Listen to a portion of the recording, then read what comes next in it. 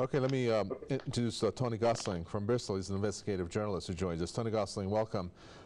Continuing with what Michelle Bachelet has said, and so I can get a reaction from you, she has said for Netanyahu to, quote, listen to its own former senior officials and generals, as well as to the multitude of voices around the world, warning it not to proceed along this dangerous path. You know, when she makes statements like that, you wonder whether Israel would even be taking that seriously when throughout multiple wars, children were being killed, and Israel continued with this war on Gaza in reference to the Gaza wars. Do you think this time around is different? Well, no. I think we need to understand just exactly who and what Netanyahu is. He is actually a former person in the special forces. So basically, they have been state-sponsored terrorists in the past. This is the kind of person that he is. And I mean, a lot of people are scratching their heads. I mean, I'm afraid I gave up scratching my head many years ago after I met a guy called Alan who used to work for the BBC and ITV, and he wrote a book called Zionism, the Real Enemy of the Jews, which was a fascinating 2 massive volumes. And he had been working for the BBC and ITV News, covering the Middle East and particularly the Israel-Palestine problems, really right the way through the 1960s, 70s and 80s. And he explained to me, look, the Israelis actually want a war. This is the explanation for everything. And ultimately, they want to create a conflict which is going to drag in the United States as their ally in order to support them in the Middle East. And this has been borne out, really, with the wars that we've seen since Alan was working as an internationally renowned TV journalist. He knew various of the Israeli prime ministers, for example. And after the 9/11 attacks, what we saw was the US actually doing regime changes in all of the main countries, or many of the main countries, where Israel wanted them. For example, in Syria, an attempt to regime change. There's been all sorts of undermining of Lebanon as well. These various countries, it almost seems as if the US policy is basically Israeli policy. It doesn't seem to be benefiting the United States at all. And if you look at the actual military strategies that have been being rolled out, around about, a couple of years after the 9/11 attacks, you had in 2005, you had the US Army General Thomas Barnett produced a world map, a blueprint for action, he called it, showing a non-integrating gap countries. And if you have a look at this map, what you'll see is that the whole world is being divided by the Americans. I mean, it just sounds like a crazy plan, but this is what they've been doing. It is divided up into those who are allied to China and Russia and those who are allied to America. And the problem of they see it is the gap.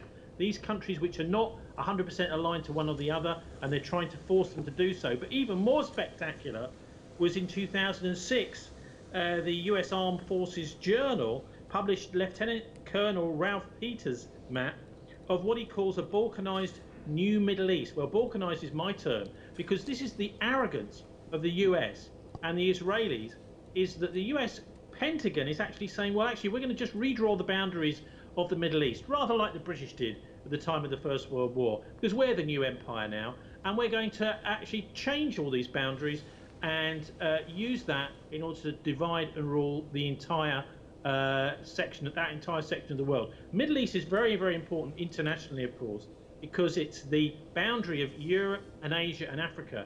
So it's absolutely the key point in the world militarily, as well as, of course, as spiritually.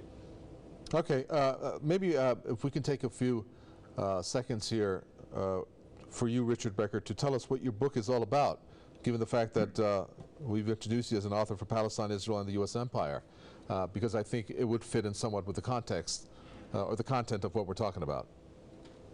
Well, it certainly does, because one of the kind of strands of Israeli foreign policy from 1948, and even really before 1948, Ben-Gurion, who was the first prime minister of the state of Israel when it was founded in 1948, only viewed the UN partition plan as a stepping stone to acquiring greater territory. In 1949, just a year after the creation of the state of Israel, not on 55% of Palestine, of what had been the British mandated Palestine, but 78%, Moshe Dayan, then a young rising military officer and very close to Ben-Gurion, told a U.S. diplomat at a cocktail party, he said, "Our boundary is ridiculous. It must be on the Jordan." And that's been the objective ever since. At times, the United States and Israel have been at odds over this in the 1950s. And that was because the U.S. was trying to pursue a policy then of appealing to the neo-colonial leaders of Jordan and before the revolution in Egypt. And Israel refused at that time, and I think this is interesting, refused at that time a defense treaty with the United States. And the defense treaty with the United States was opposed by Ben-Gurion and everyone else except Moshe Sharet, the foreign minister, until he was ousted, because they felt it would limit their freedom of action to expand the state of Israel. Expansion has been on the agenda from the very beginning. And the aim has been to dislocate the Palestinian population, to drive the Palestinian population out of all of what had been historic Palestine. Also to seize parts of Lebanon and Syria. Part of Syria was annexed despite worldwide condemnation back in the early 1980s, the Golan Heights. The Israelis fully intended to stay in southern Lebanon, to possess Lebanon south of the Litani River until the resistance movement in Lebanon forced them to leave after 18 years back in 2000. Mm-hmm. So this desire for annexation and expansion has been integral to the Israeli state from its beginning and continues today. Well, when it comes to the U.S., Tony Gosling, which you made some comments on the position of the U.S., based on the latest that's happened, 3 days of talks at the White House between what is said to be the aides of Donald Trump and Israel on whether to give Israel a green light at this point to go ahead with the annexation, have ended without any final decision.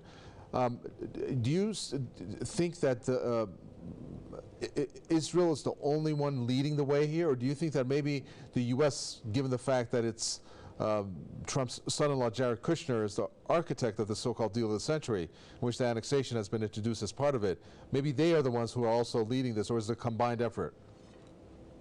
Well, look, it's a massive Israel lobby right throughout the West that's doing much of this. I mean, the United States House of Representatives and Congress, it's very difficult for these people to even get elected without signing up first to be supporters of Israel. One of the most pernicious angles on that is the Christian Zionists. They basically say, well, you know, it's your Christian duty to do this. Well, I'm a Christian, but I'm not a Zionist. And to me, the Zionist attitude is turning Christianity on its head. Rather like, you know, what the Knights Templar did back in the times of the Crusades. Very similar sort of approach. But no, I mean, I think the other big lobby that the Israelis have here in the West is the media. The mass media is extremely pro-Israel. In fact, they dodge any issues which are to do with criticism of Israel. For example, over this George Floyd killing, we've just had a front bench Labour spokesperson, Rebecca Long Bailey, one of the leadership candidates for our main opposition party, removed from the front bench on the idea that Israeli troops have been training American police, or Israeli police have been training American police. Now, she was sacked for saying that, and this is just a complete failure of the media to even admit that Amnesty themselves are complaining. Amnesty International, you know, the human rights organization, are complaining because the Israeli police have been training the American police, yet when someone dares to utter it in Britain, they are sacked from the opposition front bench, as Rebecca Long Bailey was by Keir Starmer. And this is the most powerful lobby, I think, for the Israelis, is the media, because they believe they can get away with stuff and there will simply be no criticism. But they can't get away with this annexation in international law. International law is very clear. Annexation and territorial conquest are forbidden. They're illegal. They're crimes under the Charter of the United Nations. And this is not me saying this. This is according to Michael Lynk, who is the UN independent expert on human rights in the Palestinian territories. So there's a very clear message going out around the world that if Israel does decide to do this, this is completely flying in the face of international law. But in a way, the most scary, for me, the most frightening side of all of this is it looks as if the European Union is also going to go along with this flagrant violation of international law, which shows to me that the European Union is nothing more than just a little poodle for the United States and a little poodle for Israel for many years. You know, the people say, well, at least the EU is there to counter what the United States is doing. No, sorry, they're not interested in doing that at all. And I think what we've seen over the years is a kind of good cop, bad cop approach, with the European Union being the good cop and the United States being the bad cop. But actually, at the end of the day, they're working together. Do you agree with that, Richard Brecker? Yeah, I totally agree with it. I mean, I think there's a lot of popular opposition in Europe. There were many protests that took place in France and over these on Saturday, and there are many others that are taking place. But you know, we can see this. It's not just the British government, which has tried over the years to align itself as closely as possible, and this has been for decades now, with the United States. Whatever the United States was doing, they want in on the wars because, you know, the British corporations and the arms makers and so forth will get their benefits too. But it goes to the other countries of the EU. They don't really care. The rulers of these countries don't really care. They're trying to protect their interests in the Middle East. But they'll make some statements, and they won't. I don't believe that they'll really do much more than that. And this is the policy that has continued, and particularly at this time when there are other crises in the world, the leaders of France and Germany, Belgium, Italy, you know, they're all, Britain, of course, they're all going to look at, you know, what their interests, and they're going to judge that their interests in relation to the United States are more important than their relationship with, you know, if they have one at all, with the Palestinian people or in defense of Palestinian rights or anything like that. But there's no question at all. All of this is what Israel is doing. If it was done by a country that was on hostile terms with the United States, we'd be seeing every day the reports of the fascist settlers attacking, beating, killing, with the support of the Israeli army there in the West Bank, carrying out these attacks on the Palestinian people, condemnation of the fact that there's more than 5,000 Palestinian prisoners prisons inside the state of Israel. That's a violation of international law. It's forbidden for an occupying power to transfer the citizens, the occupied citizens, inside their own borders. It goes on and on. The annexations are illegal. The treatment of the Palestinians, gross violations of human rights. And this goes on continually, and yet it gets very little publicity in the mainstream, the corporate media in the United States. Looking at some of the statements, however, Tony Gosling, coming from the EU, one might think that perhaps they were mulling these sanctions and were very serious about it. Going back a few weeks, the EU saying that, you know, sanctions could be a possibility. The German foreign minister even stated that. And just days ago, when there was an emergency session held between the UN member states on the annexation, I think it was the French ambassador that said, you know, sanctions might be a possibility. And isn't it the EU that can actually exercise this if they wanted to? Because as it stands, EU is Israel's #1 trading partner. Okay, look, what we've got here is we've got a bit of a competition of interest, haven't we, between national governments in the EU and the EU itself. What happens is the EU effectively controls that foreign policy. It controls trade policy and finance policy in the Euro countries as well. So these individual foreign ministers can bang their fists on the table all they want. Ultimately, there won't be any real change unless the whole of the EU changes and makes a decision. So that's one of the most important things to understand here, is the EU is basically trumping, if I can use that word.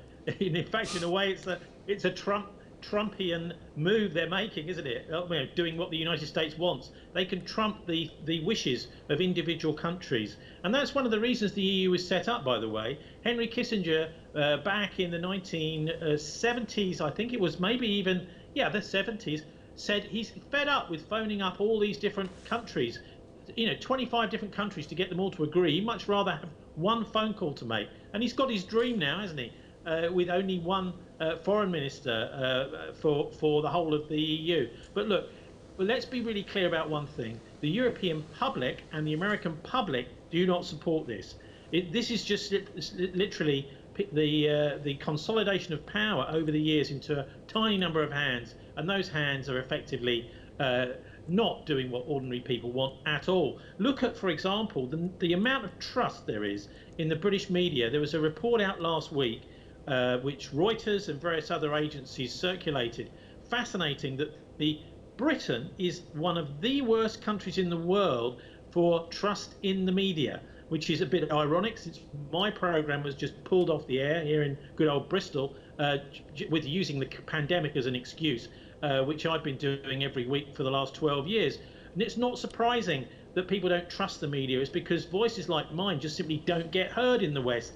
So it's 28% of members of the public in Britain actually trust what they see on the news, which is an all-time low and one of the worst in the world. So don't blame the ordinary people. This is the elites. This is not necessarily even individual governments. It's things like the European Union and the mass media that are trying to bamboozle people into these ridiculous decisions to support these racist and actually criminal international law policies, which echo actually the moves made by Nazi Germany in the 1930s, annexing Czechoslovakia, invading the Sudetenland, these sorts of things, obviously afterwards invading Poland and starting the Second World War. Eventually, this will almost inevitably lead to war until the Israelis are taught a lesson.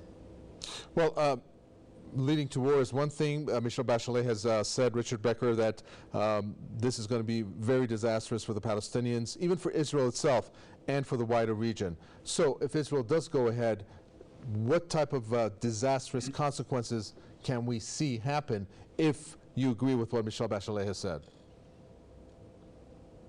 Well, in the West Bank, the Jordan Valley, the part that is proposed, virtually all of it, to be annexed to the state of Israel, I think produces half the agriculture in the West Bank.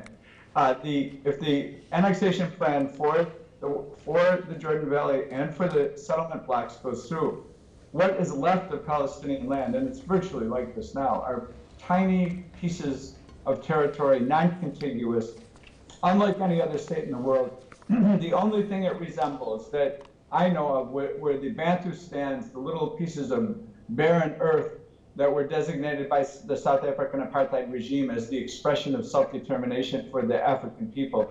That's what is left for the Palestinians. Of course, it will all depend on the struggle. It will all depend on what happens, what comes after that, if in fact they do go through with it. I don't think we can say for certain that it's happening, but it certainly, gives every appearance of that. Thank you. We're going to have to unfortunately end it there. Let me thank our correspondent who spoke to us from occupied Ramallah at the top of the debate. Also, thank you, Tony Gosling, investigative journalist and author of Palestine, Israel, and the U.S. Empire, Richard Becker from San Francisco. Thanks for tuning in to another edition of the debate. From me, the entire team in the capital, Tehran, it's goodbye.